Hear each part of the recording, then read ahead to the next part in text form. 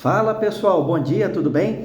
Vamos lá para a nossa segunda e derradeira revisão de criminologia para Delegado Pernambuco. Segunda-feira estou gravando, a prova já é no domingo, então vamos lá. Para quem ainda não me conhece, meu nome é Felipe Martins, sou professor, delegado de polícia, e meu objetivo aqui é passar conceitos e uma revisão que vai te levar a acertar, gabaritar as 5 questões que serão cobradas na prova, ok? Fiz o primeiro vídeo, tá aqui também, veja no canal, vídeo anterior, a parte 1, e agora vamos dar sequência e encerrar aqui. Lembrando, mais uma vez, não vamos nos aprofundar, uma aula muito rica, temas que podem e devem ser abordados com profundidade, só que o objetivo aqui é o de uma revisão, ok? E eu peço a vocês, sigam o nosso canal, não custa nada, se inscreva, deixe o seu like, deixe o seu comentário, ative o sininho de notificações, nada do que eu estou pedindo aqui é cobrado, taxa, nada disso, é gratuito, e você vai estar me ajudando o nosso canal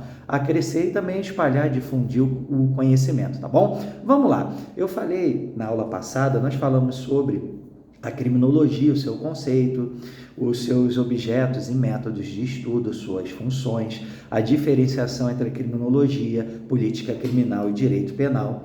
E passamos o ponto 1 e 2 e agora vamos para o ponto 3. Dentro do ponto 3, nós vamos falar sobre as escolas sociológicas, nós vamos também falar sobre prevenção criminal e reação, modelo de reação ao crime. Então vamos lá, pessoal, de forma bem rápida. É lógico que ao longo do tempo a criminologia, como ciência, ela vai se ganhando corpo, forma e vai se desenvolvendo, e há nos estudos estabelecimento de marcos. Não necessariamente a criminologia começou aqui, mas ela é um processo histórico de evolução. Nós falamos aqui a ciência do ser, a ciência autônoma, porque tem métodos, objetos próprios, ela é interdisciplinar, já falei tudo aqui, é empírica, e vamos seguir. Veja, nós começamos a ter, antes da fase das teorias sociológicas, tá?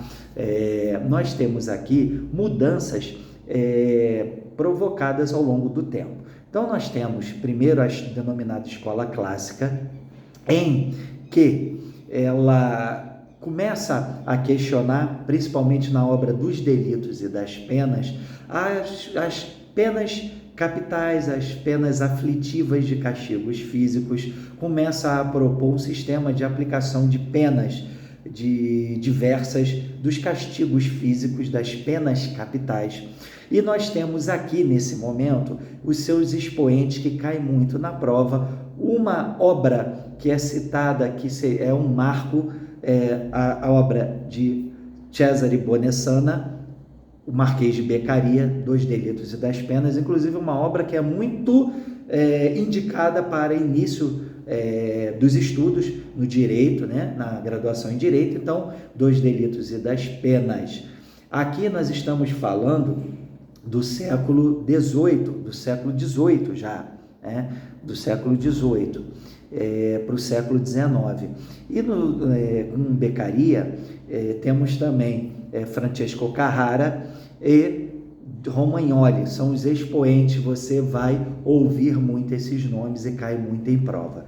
O que propunha aqui? A abordagem aqui e na próxima escola, a escola positivista, a escola clássica, ela tem a observação, a sua teorização, a sua preocupação na figura do delinquente, certo? Tínhamos no passado uma chamada antiga tríade criminológica, que era o delito, o delinquente e a vítima. E depois, com a moderna criminologia, você viu que mais um dos objetos é o quê? O controle social. Ok, maravilha. Mas vejam, então a escola clássica, ela vê o seguinte: o homem como um ser racional, livre, com capacidade de entendimento e de escolhas. E aquele que, na razão, dentro da razão, ele acaba optando por delinquir, por transgredir. Tem muito concepções, inclusive, do livre-arbítrio, do pecado, concepções religiosas, e vê o ser humano, o criminoso, o delinquente, como um ser racional, e que ele opta, ele com o seu livre-arbítrio, com a sua capacidade de entendimento e de escolha, ele opta por pecar e transgredir a lei, ok? Então, aqui nós vamos ter essa escola clássica, que são chamada também fase pré-científica, tá? Veja, na outra escola, a escola positivista, nós temos 3 expoentes, né? A escola positiva ou positivista, que já vê o delinquente como um ser que herda uma carga hereditária, o atavismo, e por aspectos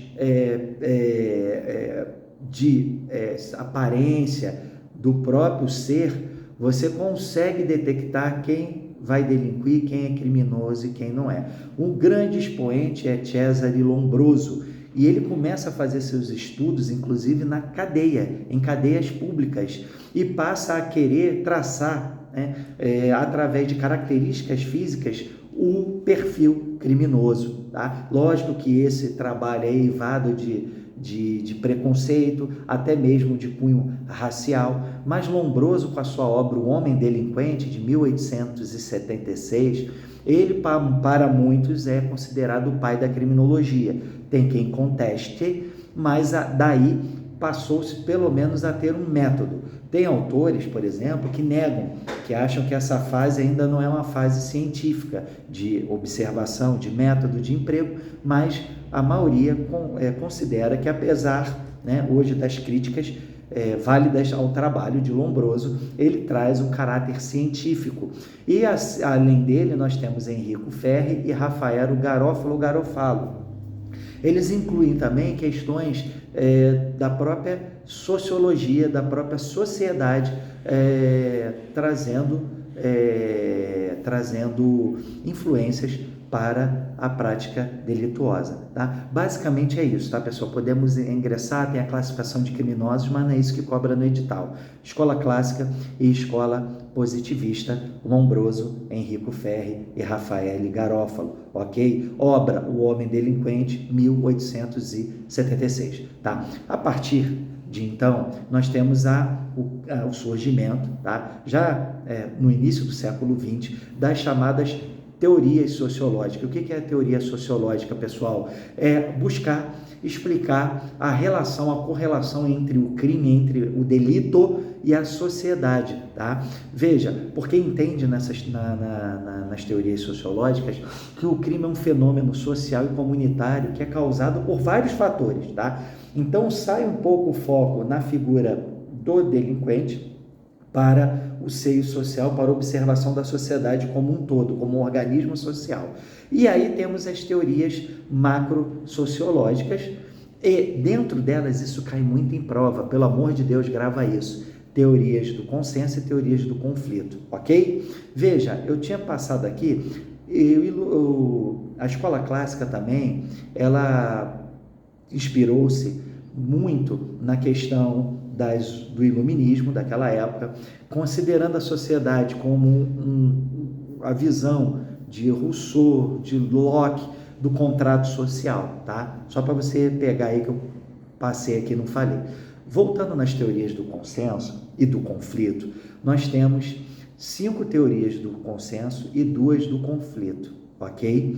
As do consenso é a Escola de Chicago, a teoria da anomia, a teoria da associação diferencial da subcultura delinquente e da associação diferencial, da subcultura delinquente, anomia e a Escola de Chicago, 4. E 2, a teoria do conflito, o Labeling Approach, ou etiquetamento, ou interacionista, e a teorias críticas, dialéticas ou radicais, ok? Beleza, vamos lá.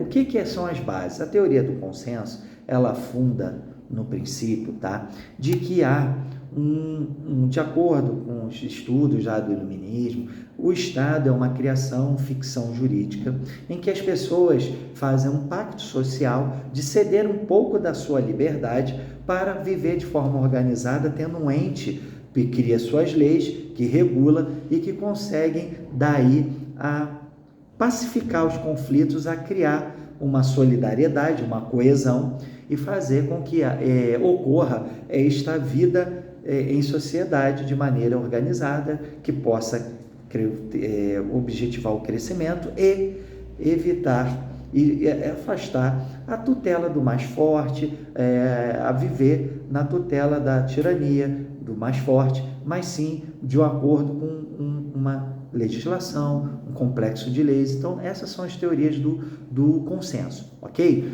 Desse lado, né, então ele entende que as pessoas na teoria do consenso teriam objetivos em comum e eles delegam então ao Estado para cuidar. E nessas teorias do consenso, nós vamos entrar lá, nós temos aqui, por exemplo, a Escola de Chicago, teoria ecológica, ou seja, a Escola de Chicago, nós temos o seguinte, qual que é o pressuposto dela? É a de que os fatores relacionados ao local, à região, o crescimento, principalmente na década de 30, é o surgimento e o crescimento das cidades, um crescimento desordenado, e esse crescimento, essa desorganização urbana seria alvo e causadora do crime. Dentro desses estudos, nós tivemos os estudos voltados, inclusive, da teoria das janelas quebradas, e os expoentes dessa teoria da Escola de Chicago é Ernest Burgess, tá? Clifford Shaw e Henry Mackay. Tá? Nós temos também Robert Park, ok? Vou deixar aí no material para você não esquecer, tá? Aqui você pega aqui na descrição do vídeo. Então nós temos a teoria, a Escola de Chicago. A outra teoria que surgiu foi a teoria da anomia. O prefixo a é negação e nomia norma, seria ausência de norma. Os seus expoentes foram Emily Durkheim e Robert Merton. Durkheim via a anomia como um estado de desintegração, de desregramento das normas sociais, e ele via, dependendo da incidência, da repetição, de como eram os índices, da anomia como forma de crescimento da própria sociedade, como um fenômeno útil e necessário para que a sociedade se desenvolva. Por quê? Porque quando se há a anomia, a ausência de norma, e alguns acabam praticando o crime, nos demais, na maioria, ele acaba criando um reforço, tá? Um reforço à solidariedade das pessoas e, lógico, a repressão, o combate, a punição a essas pessoas, tá? E Robert Merton, ele avança nos estudos também, ele propõe o seguinte: havia muito nessa época o sonho americano, o desejo, aquela questão voltada ao sonho americano de meritocracia, de que você se esforçar e fizer por onde, você vai conquistar aqueles seus objetivos. Ora, quando você tem os seus objetivos, inclusive propostos numa sociedade capitalista, inclusive de consumo muitas vezes exagerado, você quer ter aqueles bens, aquele status, mas muitas vezes nem todos vão ter os meios para chegar lá. E a partir daí, muitos reagem a esses meios de conformidade e inovam retração, rebelião e ritualismo. Ou seja, muitos, quando veem que não vão conquistar aqueles objetivos que ele aspira, porque não tem os meios necessários para conseguir chegar lá, muitos passam a delinquir, ok? Vamos para outra teoria, falamos aqui anomia, Chicago, não é isso? Vamos para a próxima aqui, que é da subcultura delinquente. O expoente é Albert Cohen, fez uma obra Delinquent Boys, e ele passa a observar o seguinte: já em 1955, na década de 50, do século passado, ele passa a ver que uma sociedade tem a cultura daquela sociedade, aqueles símbolos, a língua, os gostos, a forma de ver, a tradição, mas dentro dessa cultura há diversas subculturas de grupos específicos dentro daquele país, dentro daquela região. E dentro desse contexto, ele começa a observar de várias subculturas, subcultura delinquente, que atingia muito os adolescentes e jovens daquela época. E ele passa a ver aqui que há, dentro dessa base, que as pessoas nessa subcultura chamada delinquente, elas passam a ter um vínculo e passam a a praticar ações em gangue, ações que vão contrárias ao ordenamento jurídico, mas que dentro daquele grupo ali, para aqueles que participam, faz todo o sentido, tá? Veja, houve críticas, inclusive, porque ele só volta aos adolescentes e jovens, a questão da delinquência, a questão principalmente nos bairros, nos guetos, na questão da pobreza, e nós vamos ver diversas críticas a essa teoria. E por fim, a teoria do aprendizado, da associação diferencial. Veja, se explica da seguinte forma aqui com Edwin Sutherland. Veja, o comportamento virtuoso, como o comportamento desviado, criminoso, ele pode ser aprendido.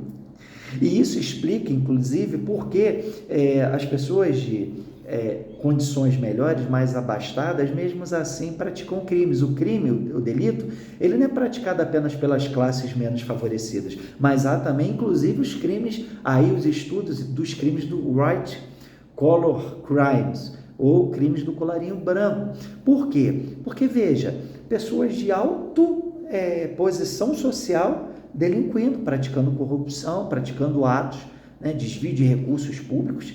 E você vê que, teoricamente, se você fosse explicar apenas pela questão da miséria, da falta de oportunidade, não se enquadraria aqui. Então, ele traz essa teoria e o comportamento criminoso, como comportamento virtuoso, ele pode ser aprendido, depende de quais estímulos a pessoa recebe, ok? Vamos lá para a teoria agora do conflito, tá? O que a teoria do conflito ela prevê? Olha, essa história do pacto social, essa história de que todos formam e concordam com aquele pacto para poder chegar ao resultado, o Estado regulando tal, não.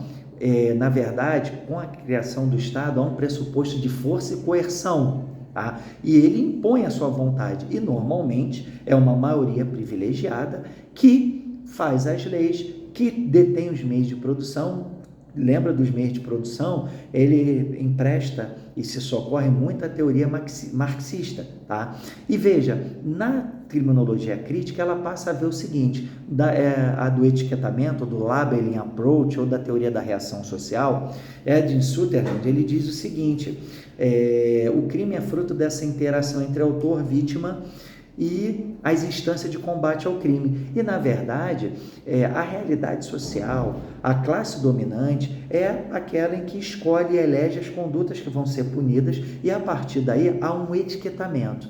A partir daí há um estigma criado pelo cárcere, pela condição de criminoso, e aquelas pessoas ali delimitadas, que são calculadamente propostas, as condutas são etiquetadas e visando principalmente manter a classe subalterna, vamos dizer assim, a classe mais pobre dominada, ela é etiquetada, tá? Há muitas críticas com relação a isso, não precisa nem falar, mas a primeira teoria do conflito, do labeling approach, do etiquetamento, reação social interacionista ou interacionismo simbólico, ok? Então, essas agências formais de controle, elas agem como um filtro e etiquetam as condutas criminosas e que se encaixam nesse rótulo, tá? Aqui, no labeling approach, ele para de questionar por que um indivíduo comete crimes, mas por que algumas condutas são consideradas criminosas e outras não, tá? Grande Edwin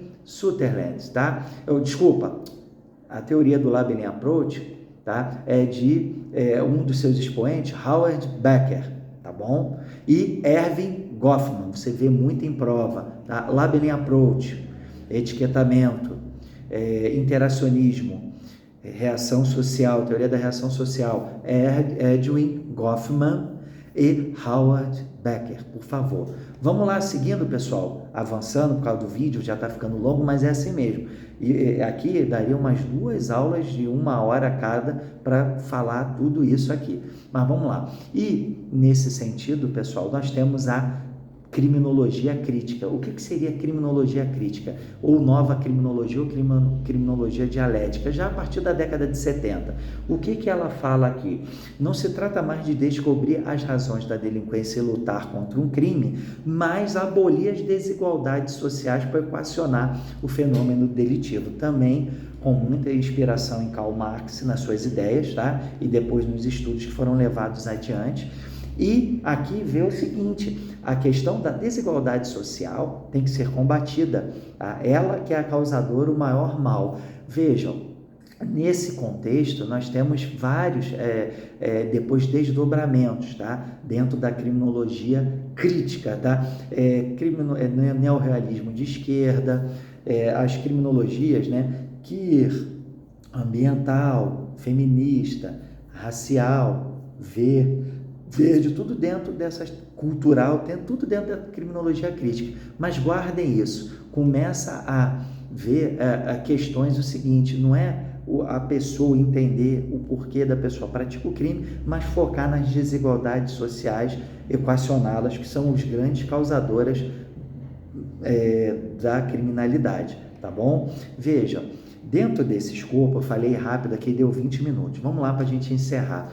Prevenção da infração penal no Estado Democrático de Direito. Veja bem, quais são as formas, as atuações, as ações para prevenir o crime? Aí nós temos, tá? A prevenção primária, secundária e terciária. A primária, ela é voltada, tá? Para ações de médio e longo prazo, voltadas para combater as causas do cometimento do delito. E aí vem melhorias na educação, oportunidade de emprego, primeira oportunidade, o jovem, esporte, investimento na moradia, saneamento básico, são ações de médio e longo prazo que estão classificadas como de prevenção primária.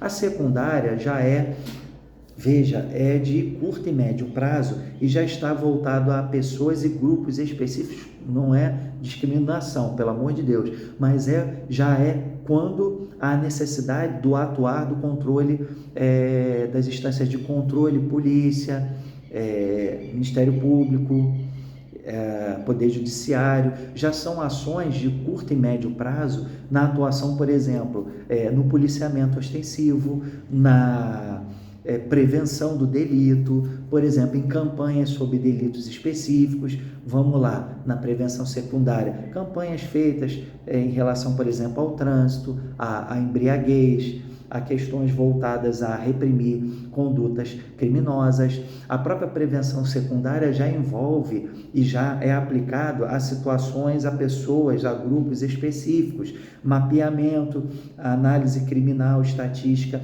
a próprio policiamento ostensivo, preventiva, essa prevenção secundária. E a terciária, ela já está voltada para os presos e os egressos, ou seja, já houve a prática do crime, já houve a incidência, uma pena aplicada à pessoa, e aí já se busca evitar a reincidência, sua estigmatização. Então é voltada muito para o preso e aquele egresso que cumpriu a pena e acabou de sair da prisão. Então, prevenção primária, secundária e terciária. Outra também, para a gente poder encerrar, são os modelos de reação ao crime, pessoal, é bem tranquilo também, tá? Como reagir, como fazer para a questão de reprimir o crime, de reagir, o melhor sistema se busca de enfrentamento à criminalidade. Então, nós temos 3 modelos: dissuasório, ressocializador e integrador, tá? O dissuasório, ele procura incutir nas pessoas, dissuadi-las da prática criminal, tá? O ressocializador já busca ressocializar a pessoa do infrator. E o integrador, mais do que isso, ele procura conciliar o conflito, reparar o dano, pacificar as relações sociais, tá? Veja, ouvimos muito atualmente justiça restaurativa, ações que buscam reparar o dano. Vamos lá, 9.099, por exemplo, e tantas outras ações. Mas então temos 3 modelos: dissuasório ou clássico, que visa dissuadir, de incutir, fazer com que a pessoa não pratique o crime, baseie-se muito na racionalidade do criminoso, tá?